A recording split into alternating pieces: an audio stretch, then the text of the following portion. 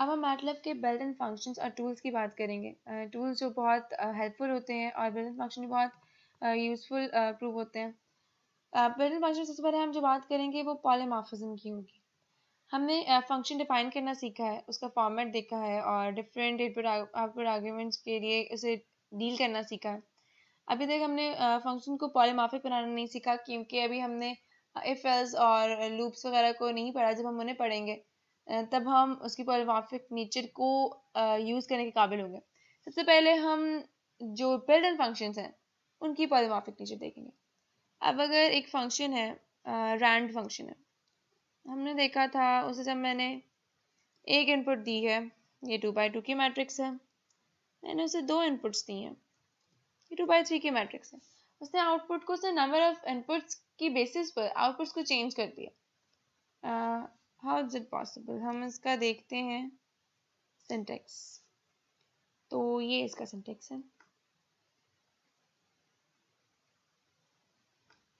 ये एक इनपुट के लिए भी डिफाइंड है, दो इनपुट्स के लिए भी डिफाइंड है, मल्टीपल इनपुट्स के लिए भी डिफाइंड है। डिफरेंट तरह के सिंटेक्सेस हैं जो कि इसकी पॉलीमॉर्फिक नेचर को शो करते हैं। हम कोई और फंक्शन लेते हैं, स्क्वायर रूट 2। तो ये स्क्वायर रूट 2 आ गया। अब मैं लेती हूँ स्क्वायर रूट 2 3, तो ये आयर आ गया। इसका मतलब है कि स्क्वायर रूट SQRT ये पॉलीमॉर्फिक नेचर का नहीं है। कंफर्म करने के लिए हम SQRT लिखते हैं। देखिए यहाँ पे सिर्फ एक टाइप का सिंटेक्स अवेलेबल है, मतलब ये सिर्फ एक टाइप की इनपुट के लिए आउटपुट दे सकता है, एक नंबर ऑफ इनपुट के लिए आउटपुट दे सकता है। अब इसमें भी वेरिएशन आ सकती है। अगर मैं यहाँ लिखूँ स्क्वायर रूट 2 तो ये वैल्यू आ गई है। अगर मैं यहाँ लिखूँ स्क्वायर रूट, मतलब x can be an element, और ये एक वेक्टर और एक मैट्रिक्स भी हो सकते हैं। इस तरह अगर मैं यहाँ पे इसे मैट्रिक्स के तौर पर करूँ 1 2 4 16, यहाँ मैं सेमी कॉलन रिड्यूस करा देती हूँ, तो एक 2x2 की मैट्रिक्स है।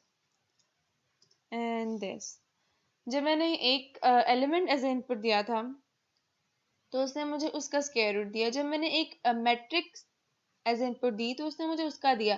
यहाँ पे आप नोट करें नंबर ऑफ इनपुट आर्ग्यूमेंट्स 1 ही है, ये एक मैट्रिक्स है, इस वजह से उसकी आउटपुट आई है। यहाँ पे अगर मैं 2 मैट्रिसेस करूँ, 2 नंबर ऑफ इनपुट आर्ग्यूमेंट्स करूँ तो आंसर नहीं आएगा, जैसे हमने यहाँ किया था पहले। 2 इनपुट आर्ग्यूमेंट्स करने से आंसर नहीं आया था। हमने रैंडम फंक्शन की बात की। रैंडम फंक्शन को हम थोड़ा सा अगर डिटेल में देखें, जैसे ऊपर इसकी थोड़ी सी डिटेल दी गई है, हम ये एग्जांपल अगर यूज करें, रैंडम फंक्शन के साथ साथ रैंड आई फंक्शन और रैंड इन फंक्शन भी डिफाइंड होते हैं। अगर मैं इस एग्जांपल को करूं,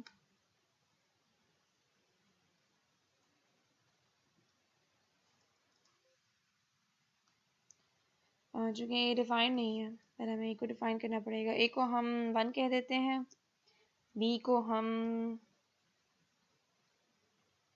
2 कह देते हैं, और अब आर को कॉल करते हैं।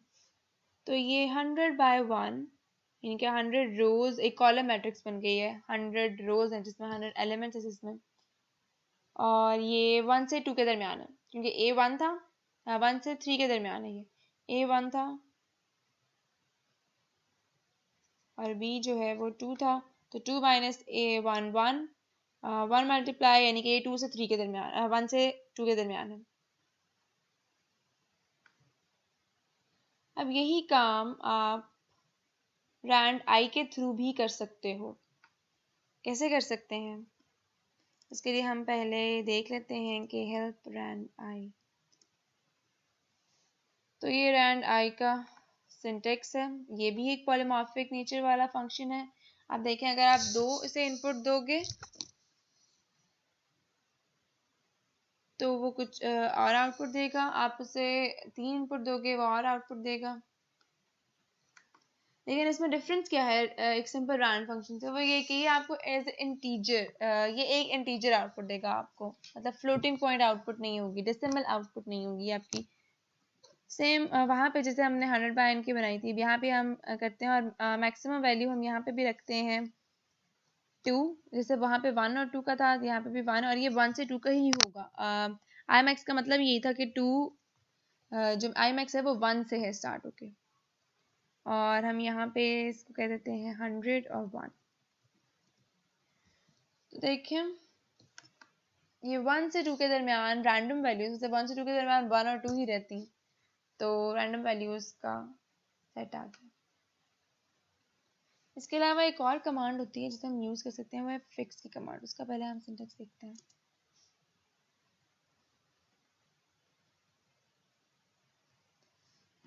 फिक्स, फिक्स जो है वो उसे राउंड कर देता है, हमारे जितने भी एलिमेंट्स होते हैं। Fix x rounds the element of x to the nearest integer towards 0। nearest integer towards 0 का मतलब है कि वो उससे लोएस्ट वैल्यू होती है उस पे कर देता है। तो अगर हम यही फंक्शन जो हमने पहले किया था उस पर फिक्स लगा कर देखें तो क्या होगा। फिक्स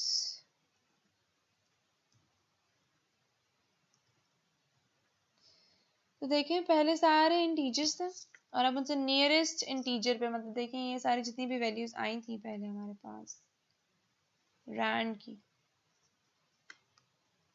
अब वो सारी इंटीजर में चेंज हो चुकी हैं। मतलब आप रैंड आई से भी इंटीजर बना सकते हो, आप रैंड के वही फंक्शन करके उसके क्रॉस फिक्स लगाकर भी इंटीजर वाली रैंडम मैट्रिक्स बना सकते हो। इसके अलावा रैंड एन भी होती है। रैंड एन क्या होती है, वो नेगेटिव नंबर्स को भी इन्वॉल्व कर देती है। रैंड एन देखिए ये भी पॉलीमॉर्फिक नेचर वाली है। Rand n n, rand n m n, same वैसे ही सिंटेक्स का स्टाइल है इसका भी। और इसमें ये करती क्या है, normally distributed pseudo random numbers, ये 0 के क्रॉस से नॉर्मली डिस्ट्रीब्यूट कर देती है with standard deviation 1 and centre at 0। तो अगर हम यहाँ पे करना चाहें इसे रैंड n 100, 1 और इसको हम किसी का नाम दे देते हैं like h equals rand n 100, 1 और सेमीकोलन। और अगर हम इसका हिस्टोग्राम बनाना चाहें हिस्ट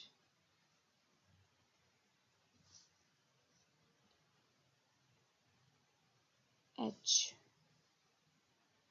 और देखें उसने जैसे बता दिया कि आप नंबर ऑफ पेन स्पेसिफाई कर सकते हो, तो हम यहाँ पे 100 डिफाइन और सॉरी मैंने इसे कॉल किया।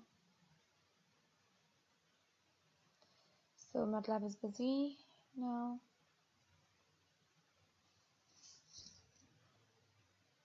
आप देखें ये हिस्टोग्राम बन गया है जिसमें सिर्फ पॉजिटिव वैल्यूज ही नहीं शामिल, नेगेटिव वैल्यूज भी शामिल हैं। और अगर हम देखें तो इसमें सारे इंटीजर्स हैं, जितनी भी वैल्यूज हैं वो इंटीजर्स के क्रॉस ही लग रही हैं। तो ये सारे इंटीजर्स हैं, इसमें नेगेटिव भी हैं, पॉजिटिव भी हैं और इंटीजर्स हैं। अब हम आगे कोई फंक्शन देख लेते हैं। हम सम को देख लेते हैं। हेल्प सम, ये हम डिफरेंट फंक्शंस का पॉलीमॉर्फिक नेचर को जज करने की कोशिश कर रहे हैं। इसे करें जज भी नहीं है, मैंने चेक करने की कोशिश कर रहे हैं। और सम में तो बहुत ज़्यादा, अगर आप x करोगे तो it's the sum of the elements of the vector x,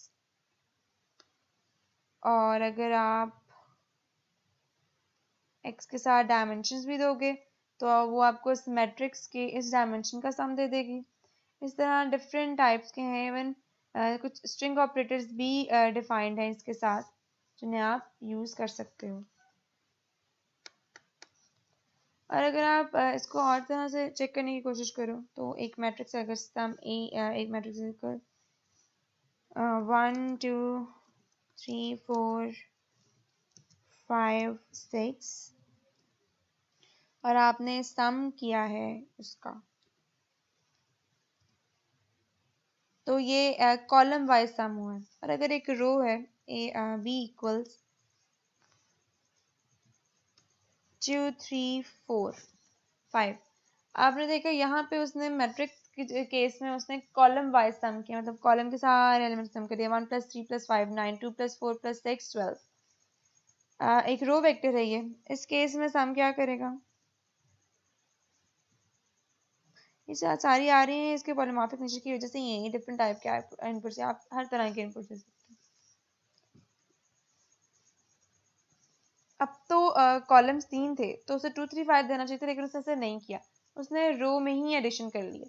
तो सम भी इस तरह डिफरेंट टाइप्स ऑफ इनपुट्स को, डिफरेंट नंबर ऑफ इनपुट्स को देखते हुए हमें आउटपुट प्रोवाइड करता है। इसके अलावा हमारे पास एक फंक्शन होता है साइज का। अभी हमने एक मैट्रिक्स रखी है साइज, सॉरी एम। हम अगर इसका साइज पता करने की कोशिश करें तो ये 3/2 बताता है। अगर मैं इसको किसी और तरह कॉल करूँ, रो और कॉलम करके, और फिर लिखूं साइज ऑफ ए, तो क्या एरर आएगा या क्या आएगा?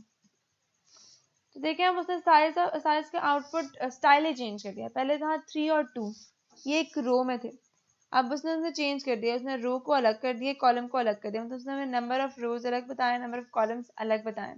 अगर हम कुछ भी नहीं कहते थे, जैसे हमने पहले जब फंक्शन की बारी की थी तो हमने कहा था कि अगर हम एक अभी आउटपुट नहीं बताते यहाँ पे, मतलब अगर मैंने रो नहीं बताई तो वो हमें सिर्फ पहले की आउटपुट बताता है, लेकिन साइज के केस में वो ऐसा नहीं करता।